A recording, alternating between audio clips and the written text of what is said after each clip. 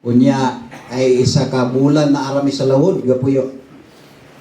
Pag-abot sa storm, dagko pa kayong balod, kusog pang ulan, ngit-ngit kayong palibot, bisag adlaw, di mo makita. Pagkakaibalong asa ka pamunta. Pananay panahon nga na mundo na lang ni. Di mi kasibat taliwala sa lawod. Di mi kat pangitag isla kay ngit-ngit man gabi. Naguba ang kumpas sa among maestro. O mo pataka migdagan basing magawas mi sa nasod, may illegal entry may madakpan pa mi. Kay sa Buanga man area. Doon raman ang kuan diha. Laing nasod na dayon. Maong namuyot na lang, nagpuyot na lang. Pero sa kabutang tinuod, bisan tuod, wa na mi kakita sa palibot, ngit-ngit na kayo, bagyo pa kayo, sampit gid mi sa Ginoo kay naibalo mi nga naay Ginoo ibabaw. O ang adlaw gasiga permanente ibabaw sa storm at kaninda. Ang mensahe para sa ato, bisag unsa kadako sa imong problema, basta buhi pa ka, napa ang Ginoo i-purpose sa imo. Wa ka biyae, pabilin lang, salig lamang.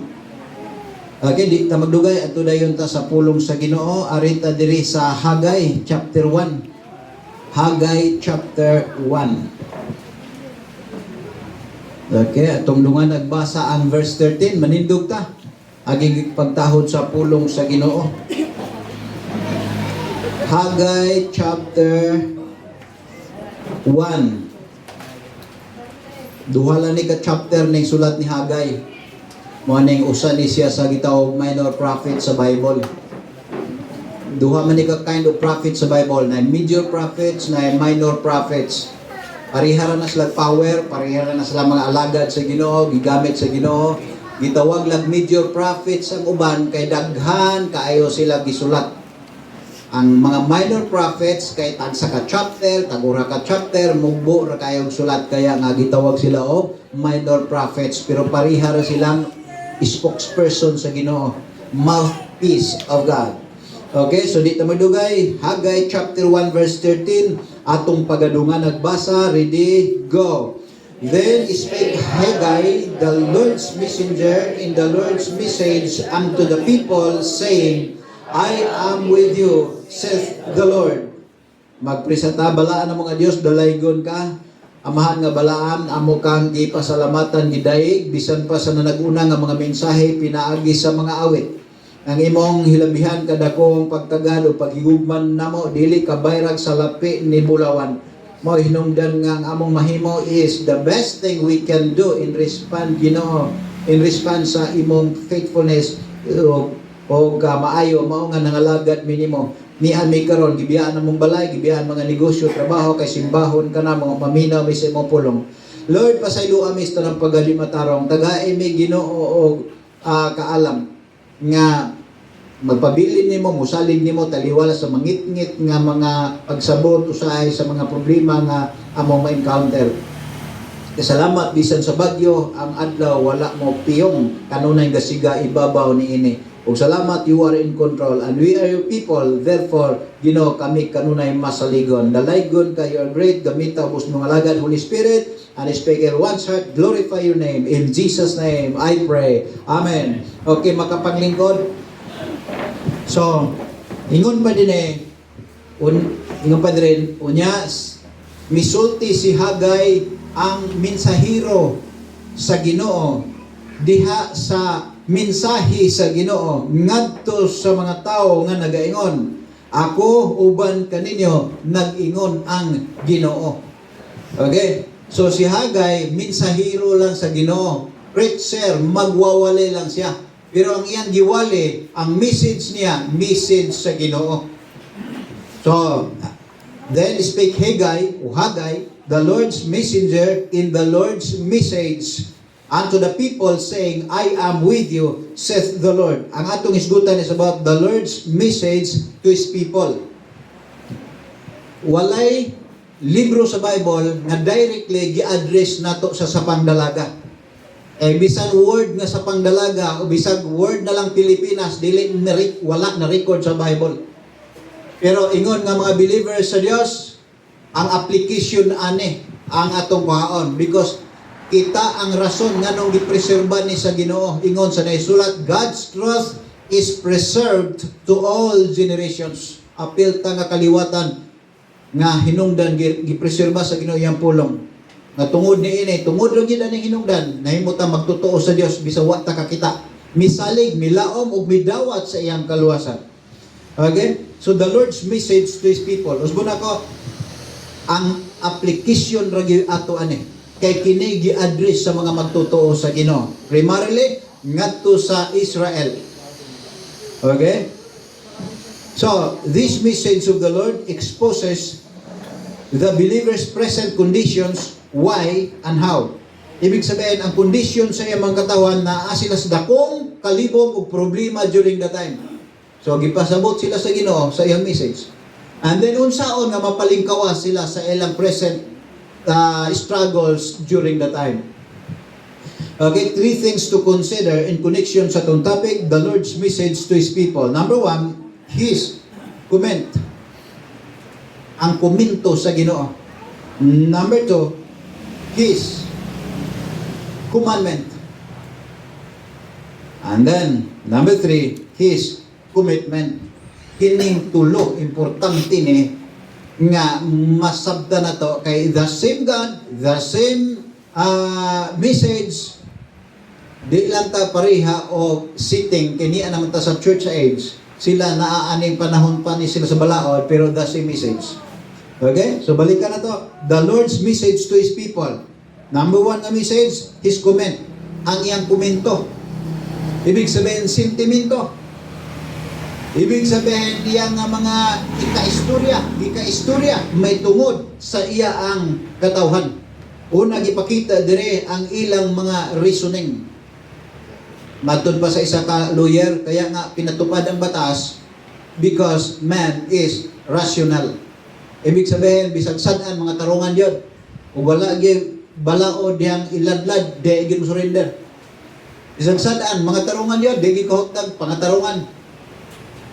So mga kaigsunan, their reasoning. His comment, ang komento sa Ginoo about their reasoning. Nasa verses 1 and 2. Tanaw na to, verses 1 and 2. Ningon pa dire, sa ikaduha ka tuig ni Dario ang hari sa Persia man sa ikaunom ka bulan, ang unang adlaw sa bulan, miabot ang pulong sa Ginoo pinaagi ni Hagay, ang propeta, ngadto ni Zerubbabel, ang lalaking anak ni Shealtiel, gobernador sa Juda. O kang Joshua, ang lalaking anak ni Josedek, ang labong pare nga nagaingon. Mao ni ang iyang komento sa verse 1. Sa ingon nagasulti ang Ginoo sa mga panon nga nagaingon. Kini nga katawhan nag-ingon. Ang panahon wala pa nag-abot. Ang panahon nga wala ang balay sa Ginoo pagatukuron gayod. So mao ni ang komento sa Ginoo. Yung komento, ingon pa niya, kaning katawhan sa Israel, maun ni ang inyong reasoning. Dili na to maayo ang balay sa Ginoo. Okay? Marag timing po ni mensahe kay kamulot ang nag-develop sa itong balay sa Ginoo. Kay di bini ginama na ko nga mensahe. Si Hagay di ako aning raron. Ako si Hagay. Kamu ang katawhan sa Ginoo. Kamu ang Israel karon silbi. Okay? Ingon dito, si Hagay, mensahero sa Ginoo, nagsulti sa mensahe sa Ginoo ngadto sa katawhan sa Ginoo. So kamu karon in application ang katawhan sa Ginoo, ako kauban ming Hagay. Okay? So nag-ingon ang Ginoo nga kining mga katawhan sa Ginoo, nag-ingon nga di paron panahon nga matukod nato ning balay sa Ginoo. Kaya nga nung di pa panahon, magkalisod ba ta? Daghantang utang. O, daghantang kalisod, daghantang problema ang giatubang. Wa pagi panahon, di pagi panahon na makatukod ta sa balay sa Ginoo. Good reason. But ngadto sa Dios, there is no good reason above the truth. The truth is, unsay gipamulong sa Ginoo mo'y tinuod. Thy word is truth, Jesus said. God's word is truth. So mo ni ang komento, reasoning nganong di sila makaatiman sa balay sa Ginoo tungod sa kalisod. Tungod sa kawaladon. O the same reason sa ato. Nganong di ta ka building tungod sa kalisod. Tungod sa kawaladon. Anong naglisod ka? Tungod sa kauladon, tungod sa kalisod, di na to matukod ang balay sa Ginoo. Good reason, but there is no good reason above the truth. Tanawag unsay laing komento sa Ginoo diya. His comment about his dealing. Gidil sa Ginoo sila ang iyang katawhan sumala sa ila ang pagtuo ug sa ilang reasoning nga daghantang mga excuses nga dili takabuhat sa kabubuton sa Dios. Mao na giingon sa Tagalog na sinultian, pag ayaw mo, maraming dahilan. Pag gusto mo, maraming paraan. Salamat gid po sa inyong mga prayers sa inyong pastor. Kay lagi, mulihok naman po taog ang pastor og mo mulit. O ang pastor po, di po mo ingon, di, wala po tayo mahimo. Mao lagi na thank you sa inyong mga prayers. We are one church. Dili pwede nga ako rin mag-pray para sa inyo. Pray po din yun yung pastor. Taga-agkaalam. Amen. Di kay mundang unta ni. Daghang mga pastor mangundang. Pero by the grace of God, wala sa akong vocabulary nga kundangon ko. Kaya nga naman, my life is not mine but the Lord's. Okay? Tanawa ang laing komento sa Ginoo about his dealing. Nasa verses 3 to 6. Anong sabi sa verses 3 to 6? Ingon pa di unya, miabot ang pulong sa Ginoo pinaagi ni Hagay ang propeta nga nagaingon. Kini ba ang panahon alang kaninyo o kamo sa pagpuyo sa inyong kisamihan nga mga balay o kini nga balay nagpabilin nga guba? So mao ni ang gingon sa Ginoo. Maayo po ninyong reasoning. Pero ngano lagi nga nagaatiman lagi mo sa inyong balay? Kung ako'y musulti ane, murag abangan di ko nyo kagbong di ba? Pero salamat kay di ni ako mensahe sa Ginoo ni. Ug ako ni pakapinan ba, angay ang Ginoo moingon nga, kanang inyong balay inyo nang puyan hangtod sa kanduran, wa pa mo mahibalongan. Mismo inyo kinabuhi, dili kamoy tagiya. Galing kay Ginoo, dili ba yung naka bangis sa tawo pod usahay magsupanulte. Ang Ginoo maayo kay ba? Kita dali makita mamoy-boy pero ang Ginoo dili. Wa gyud, wa gyud siya magpamoy-boy. Kaya nga naman, dako ka kay plano magamag ka og mansion. Nga ingon ka 5 years from now, naghuna-una day ka nga napa kay 5 years. Maarba na sa Bible po. Katulitong taon dato nga nag-ingon, daghan na kay kog tinigom, wa lang ko'y kasudlan. Busag-gupo na ko akong mga budiga, maghimo kog dako kay budiga, anan akong kabtangan dito ibutang. Ug unya ako maglingkod-lingkod na sa siyang tuwang-tuwang. Ug unya, hayahay kayo. Magpahayahay ka na lang. Ug moingon nga relax. Kaya imo kinabuhi na tagang ana o daghang katuigan. Ang kay daghan kay bande na tagang nasa daghan kay katuigan. Busa relax ka na lang. Inom kaon. Pahayahay na ba? Pero unsay Ginoo, buang ka. Karong gabi huna ang imong kalag kuhaon na gikan kanimo, ibig sabihin mamatay ka na, patyon ko na ikaw karong gabi huna kinsa may makataganan niya nagdaghang bande nga imong gitigom. Yun na mga kaigsunan mo na sayop gid kon dili gitagihan sa balang espiritu. Mo nang tanang luwas na Holy Spirit. Ingon ang Ginoo, naalagi mo mahimo sa inyong balay nga di ninyo puy-an sa kanturan. Naalagi mo mahimo sa inyong balay nga wa mo ka siguro og pila lang mo katuig mo puyo rin ha. Kaning eternal home lagi ninyo, gipasagdan ninyo. The church is God's eternal home. Diin kita mga anak. The church is not this building. Ato laning tigumanan. Mo nang gitawag ni church building because we are the church.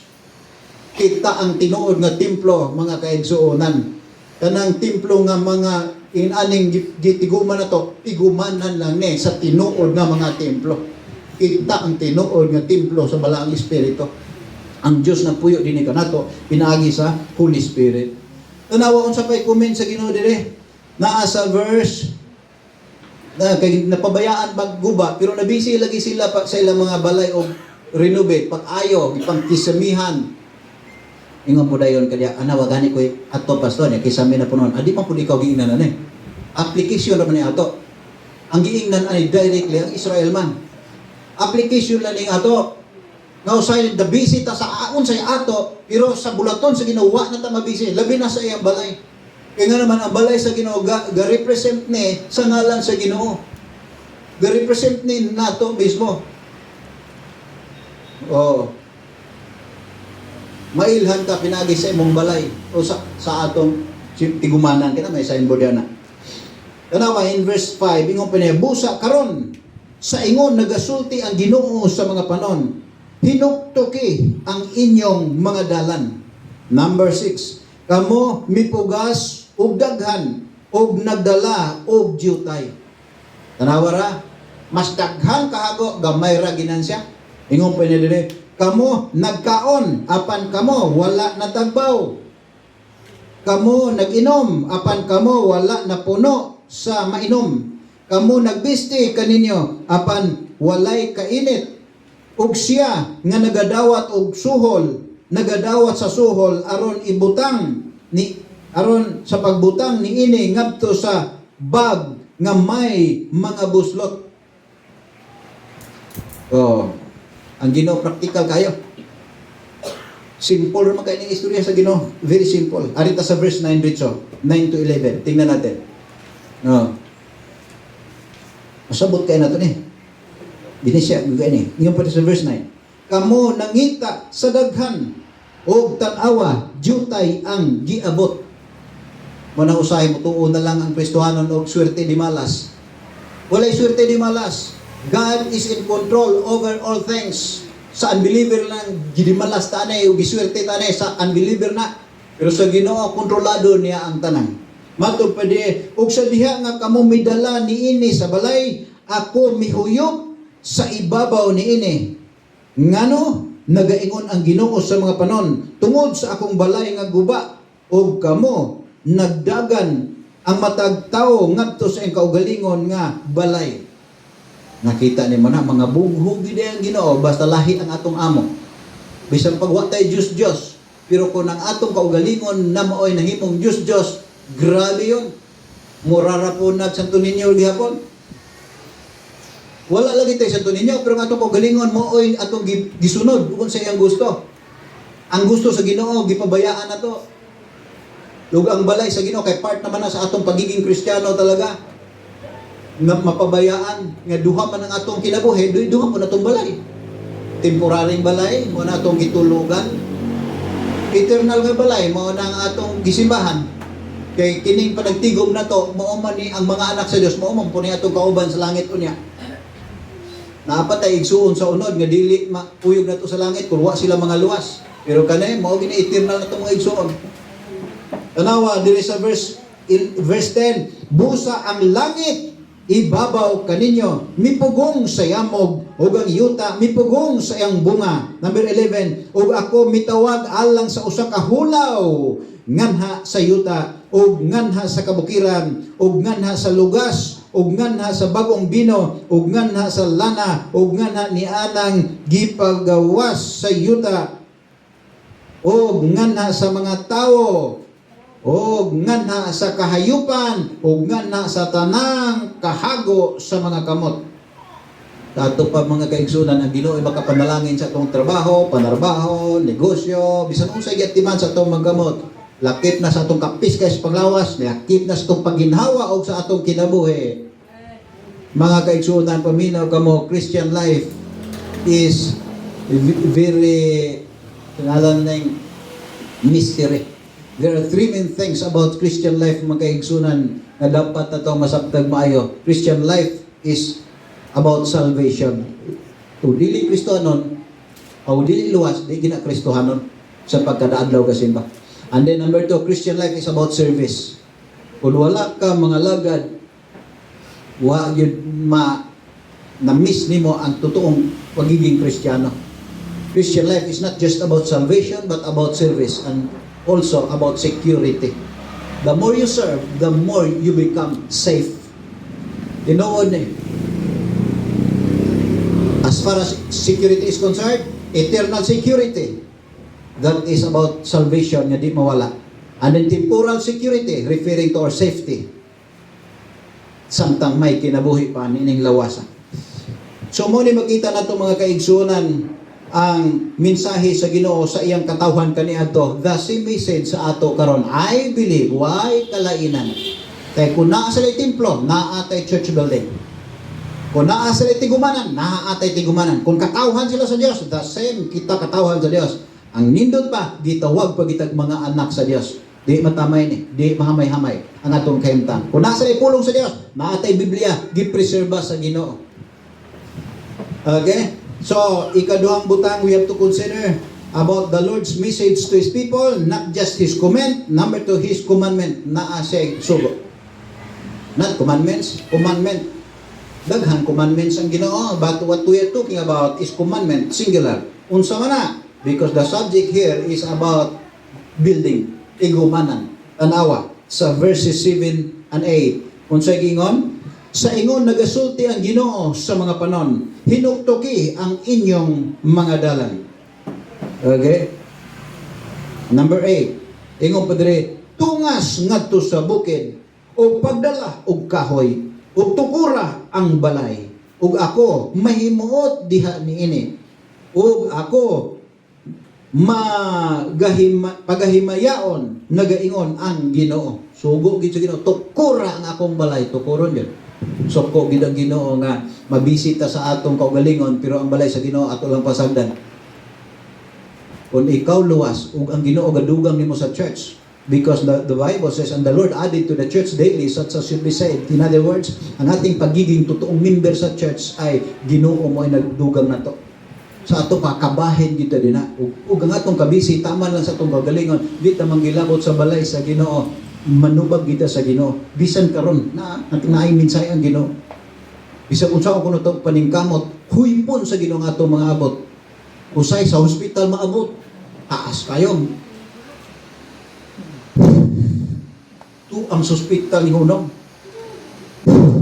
Tu asa daghang kay mga bisan asa lang, mga wagtang rapod, tingala tagdap, kung ako magkong income, duwa man diretso, mura magway gigamitan, huwag ang ako gipalit og tuba. Wala biya, kaya wala naman kay bisyo. Man ako gipalit og sigarilyo. Wala biya, kaya wala naman kay bisyo. Imo man gipakita ang totoong pagligtas, luwas gid ako. Pero tibulong ka, shoot man gyapon, Ginoo man ay gabuot ang tanan. Ingon pa niya, mura lang mo gasulod ana sa bag nga buslot. Inyong gidala na, nga mo income, huypon po na po. Siya man kuno'y naguyop. Kontrolado sa Ginoong tanan, pangitabo, including ang bagyo sa kinabuhi. Siya gagabot o siya gabuot. So magkaigsunan, his commandment, sugo niya, tukura gid akong balay. Yun yung lakaw sa bukid, pangahoy dito. Ingon po dahil kayo niya, mga hoy tanay pastor, dili lagi ikaw giingnan ng pilmero, i-application lay ato. Mga hoy tani nga magabok na gani. Ampo lang ta, nga iblis ta sa Ginoo, aron nga magilabot ta, makapadayon ta sa atong angay i-develop hani. Di ta accepted sa blessing sa Ginoo, kaya ang blessing sa Ginoo para na sa mga luwas ng mga lagad niya. Okay? So lain pa yun. Nasa verses 12 to 14, nindot makaigsunan kay kining mga tawhana, bisan labad ang ilang ulo, bisan magahig kasing-kasing, kay gitan-aw nila nga ang ila lang kaugalingong panimalay mo ilang atimanon, gipabiyaan nila ang templo sa Ginoo nga nagkabuslot-buslot na, nagkaguba-guba na, sadya gitagaan sila sa minsay sa Ginoo, gisugo sila nga atimana akong balay, hingsugot ni sila. Hingsugot, ibig sabihin, mga magtutuo gidain ni sila. Number 12 to 14, anong sabi? Number 12 to 14, tingnan natin. Ingon pa dire, unya si Zerubbabel, ang lalaking anak ni Shealtiel, mo na yung mga leader nila aning panahon na. O si Joshua, ang lalaking anak ni Josedek, ang labang pare, at uban sa tanang nabilin sa katawhan, apil tanang mga sakop.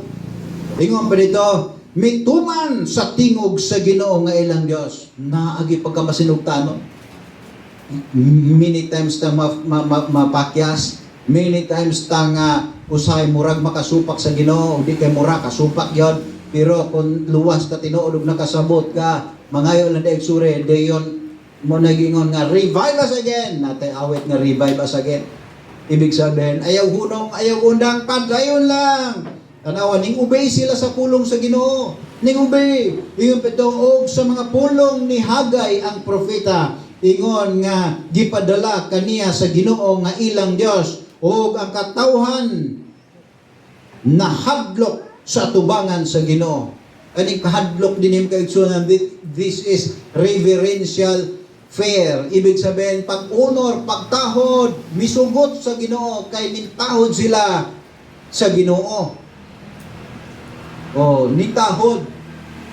In verse 13, unya misulti si Hagay ang mensahero sa Ginoo diha sa mensahe sa Ginoo ngadto sa katawhan nga nagaingon, ako uban kaninyo nagaingon ang Ginoo. Number 14. O ang Ginoo miaghat sa espiritu ni Zerubbabel, ang leader ni, ang leader. Mao na nga God is the God of leadership because God is a leader. He is the leader of all. He is the what we call the source of all authorities. Mao na mag-igsunan nga inay nga masukota sa mga leaders, iampo din nato na. Apil ang pastor. Mamanay galid. Ug wala diyahe ang inyong pastor, dili ta mali, wala unta ta unsap na ron diha. Pero karon na purma-purma na. Di man ako'y nagbuot ana. Ginoo'y galid. Kaya ako lang hisgutan, dili ko kay balo magpastor gyud, dili gyud. Dili. Pero gitawag ko sige magpastor, may obey ko niya by the grace of God. Dili tungod sa akong abilidad, kay wa ko abilidad, kundi tungod sa Ginoo nga nagtawag nako. Sunod lang. Oh. Ingon pero og ang Ginoo miaghat sa espiritu ni Zerubbabel ang lalaking anak ni Shealtiel. Mo nang apil ng atong mga leader sa gobyerno, labaw na, iampo na to sila. Di kay atong tulisokon o ingon mura po ta mga sympathizer o mga politician po magduro po padaot, iampo na to sila, sugo na sa Ginoo. Kung iampo na to ni mga temporary leaders na to, unsa na ang atong mga leaders sa simbahan, mga pastors, di lang ako, ana mga pastors nga ilikay sa mga kadautan. Kaya kung ang pastor mabiktima, gamay tanan. Iampo na to ang mga pastors worldwide. O ang mga members na tinuod, committed nga to sa Ginoo, angay iampo. Kaya ron ang Ginoo makalihok. Ingon ang Bible, ang gobernador sa Juda o ang espiritu ni Jesua, ang lalaking anak ni Josedek, ang labawng pare, o sa espiritu sa tanang nabilin nga katawhan. Kato pa, nganong giingo man ang nabilin nga katawhan, na ay mamiya, sukad pa na kaniadto. Panahon sa mga Hudyo, daghang namiya. Panahon sa ni Jesus Christ, daghang namiya. Panahon karon labaw, na daghang mamiya. Ug salamat nga naa pa mo diha. Magkuyog ta, sana, until the rapture. If you want to see the glory of God, we have to believe and obey the word of God. Ingon pa dito, og sila miadto ug mibuhat sa balay sa Ginoo sa mga panon nga ilang Dios. Pagkanindot kayo mga kaigsuonan. The Lord's message to His people, 3 things to consider. Number 1, His comment, reasoning, na ay good reason nganong dili sila makapangilabot sa balay sa Ginoo, pero ang Ginoo nagingon kaya nga hindi kayo dili ta mo panalanginan, nagamtos na noon mo. Ginoo ko'y nagbuot ana di ay Ginoo. And then number 2, His commandment, ang iyang sugo. Unang-una nga ang balay sa Ginoo at timanon yon. Nga naman kay diri biya ta madasig aron makabuhat ta sa mga unsa pa ipabuhat. Kaya nga naman, wala tayo balay sa Ginoo, wala tayo simba-simba, ang labas, wala tayo mga buhat sa Ginoo, wala tayo sugo din ha, nga maapil ta. In other words, di na takapangalagad kung wala tayo kampo. O, kita mo, sundalo nga wala kampo. Ang tinuod na sundalo, may kampo. Ang tinuod na kapitan, may barangay. Ang tinuod na mayor, may lungsod, may syudad. Ang tinuod na presidente, na ay nasod. Ang tinuod na piloto, na ay eroplano. Ang tinuod nga nangalagad, may kampo, may simbahan, igumanan. Okay, arita sa katapusan, His commitment. Mao ni kanindot, na commitment ang Ginoo mga kaigsuonan, na commitment, wa ta mag-inusara, kaya nga Apostol Paul said, taliwalas kalisod sa mga nagian, ingon pa niya, I can do all things through Christ, to which is strengthening me. Hibalo siya nga wa siya biyahe sa Ginoo. Hibalo siya nga daghan pa siya pahimo tungod sa Ginoo nga upaligon niya. So doon ay commitment ang Ginoo. Yes, every command of God there is a promise. Unsa iyang commitment? To be with us no matter what. Samtang ginawa pa ta, di kita biyaan sa Ginoo. Biyaan man ta sa uban, biyaan man ka sa uban, dauton man ka sa uban, pero magpabilin siyang uban nimo. Kay kung doon na may labang nakasabot sa ato, ang atong magbubuhat og manluluwas. Amen. Usay dili ta masabtan sa uban, kamo di masabtan sa uban, naka-struggle, imo isulti nila, dauton pa hinuon ka, ipanabi pa noon ka. Pero kanang Ginoo na to magkaigsunan, siya nag-uban na to ug maunay muunong yung tinuod na to. Promise niya, mualagad lang ta niya, di gyud ta niya biyaan, di gyud ta niya pasabdan. What is the purpose? Magkaigsunan throughout the Bible, ang iyang promise daghan jud kayo nga ang iyang mga alagad di gyud niya biyaan. First purpose, to strengthen us. Tanawa sa verse 14. Iyang gipalig-on ang leader. Verse 14. Anong sabi sa verse 14? Ingon pa dire, og ang Ginoo miaghat sa espiritu ni Zerubbabel, ang lalaking anak ni Shealtiel, ang gobernador sa Juda, og ang espiritu ni Joshua, ang lalaking anak ni Josedek, og ang labang pare, og ang espiritu sa tanang nabilin nga katawhan. So diyan mo makita magkaigsunan nganong ang Ginoo nagsaad nga bisag unsay mga sitwasyon sa atong kinabuhi, ubanan kita niya magkaigsunan basta mutuo lang ta sa iyang gisugo, mo buhat lang ta sa iyang kabubuton, nga mapadayag siya atong atimanon ang balay sa Ginoo bisan sa unsa pay mga rason nga murag negatibo. Responsible ta di lang sa atong temporaryong balay kundi sa atong eternal nga balay. Ug unya ang magkaigsunan, ang Ginoo nag-promise nga dikta na biyaan ang purpose to strengthen us aron lig-unon ta niya kay maluya beta. Unsa pay lain nga purpose? To have pleasure with us. Ang iyang promise niya kuyugan ta niya, gusto siya nga magmalipayon siya uban nato. Asa man ang basa sa verse 8? Unsay giingon diri sa verse 8? Balik ka na to ang verse 8. Ingon pa niya, tungas ngadto sa bukid, og pagdala og kahoy, og tukura ang balay, og ako may muot diha ni ini. So diha nimo makita magigsuunan nga kung muaklang ta bilang mga anak ng Dios, bilang part of His house magigsuunan. Ingon nga gibutang ta niya, gidugang ta sa church. Ingon ang Bible, mahimuot ang Ginoo nato. Mahimuot ang Ginoo nato. So unsay commitment sa Ginoo? To be with us. Samtang may kinabuhi. Unsay purpose? To strengthen us, lig-unon ta. Unsa pa gyud? To have pleasure with us, or malipay siya uban nato. Unsa pa gyud? To be glorified by us, aron uban kanato or pinaagi kanato mahimaya siya. Karon kinsa may atong gisimbahan, di ba siya? Kamudya katulgon na mudya, ako diri di ko katulgon. Pero ang atong gipasidunggan kanang Ginoo nga atong maluluwas nga nasa atong taliwala. Di lang tungod niya, asa ka karon. O siguro kapangadji patag ako amahan namo maghimayo ka Maria o ganang uban pa kay basig mapasaylo. Wa ta kasabot og kaluwasan, pero karon gisimba na nato ang atong manluluwas. Tanawa sa verse 8. Unsay gisulti sa verse 8? Okay, tingnan natin. Ingon pa niya, "O ako paggahimayaon nagaingon ang Ginoo." Mao bitaw na magkaigsuonan nga kung ato ning tukuron padayon atong tabangan niya or mapurma gini kay sugo sa Ginoo, dili sugo sa leader, dili sugo sa Ginoo. Siyang tinuod tang leader, siyang tinuod nga taga sa mensahe. Ingon ang Biblia, mahimaya siya pinaagi nato.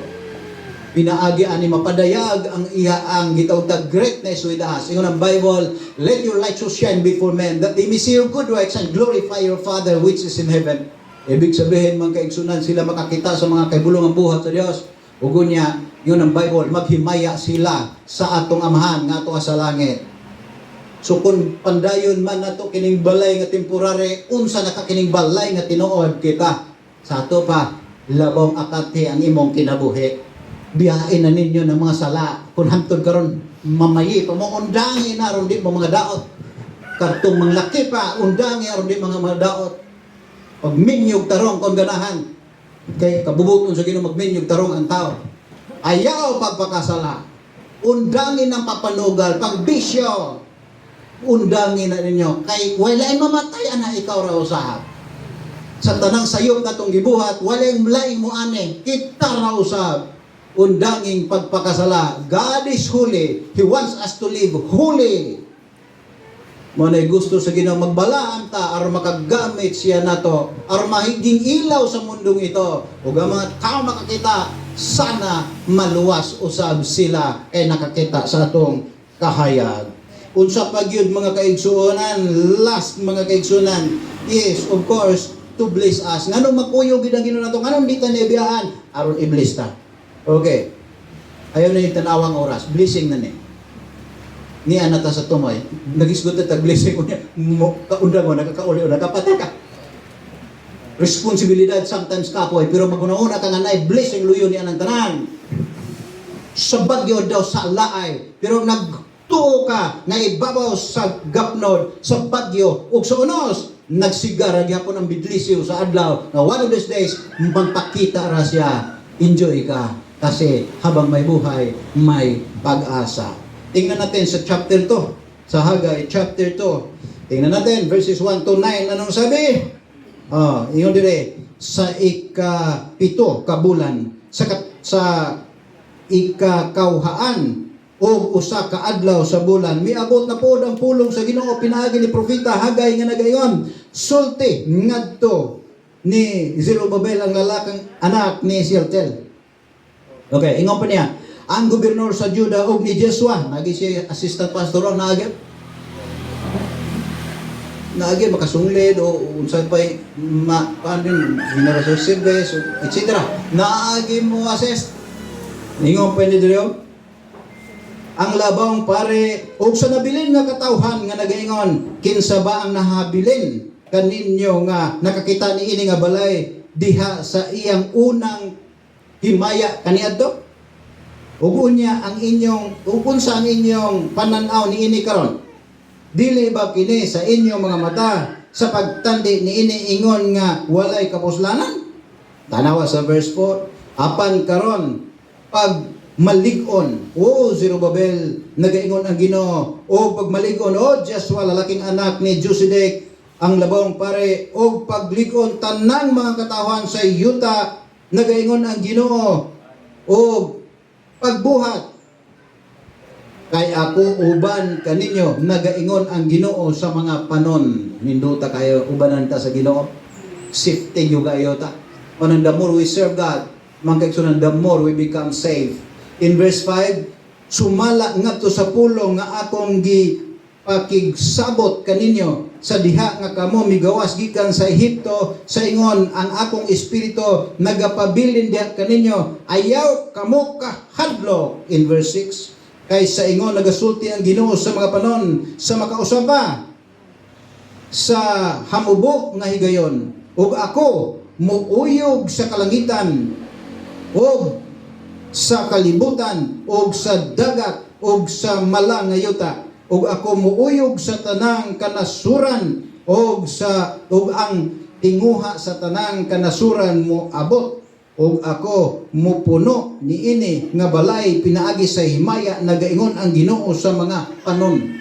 Sa ato pa di ay naghisgot gid dire kasi ilang i-establish ang ilang temple daghang mga bot gikan sa ubang mga nasuran mo adto dito aron mo simba uban sa Ginoo. Paminaw kamo kung ina nilang tatanawan asa na inyong bunga susiha ko no asa na inyong dala nga mabisita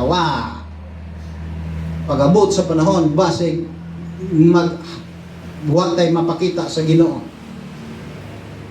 pero syaruan naman kung iblis sa Ginoo ang atong building mo dako-dako na niya to niya dili lang gyapon ta mang-invite bisan sa mga silingan makik-away lang gyapon ta nila sana ato higugmaon sila ma-rescue po sila kay mao na purpose sa Ginoo kaklaro kaya nag-ingon diri in verse 8 ang plata ako ug ang bulawan ako nagaingon ang Ginoo sa mga panon ang himaya niini ulahi nga balay mahimong mas labaw pa kaysa nahauna nagaingon ang Ginoo sa mga panon ug niini nga dapit ako mohatag og kalinaw nagaingon ang Ginoo sa mga panon. Kita nimo na ang purpose dai sa Ginoo nganong kuyugan niya yung katawhan aron mamunga aron nga daghan pa mga tao nga tuwa sa layo nga someday makadawat sa atong Ginoo ug mulingkod uban diha mo simba sa Ginoo ug maingon I am saved by the blood of the Lamb.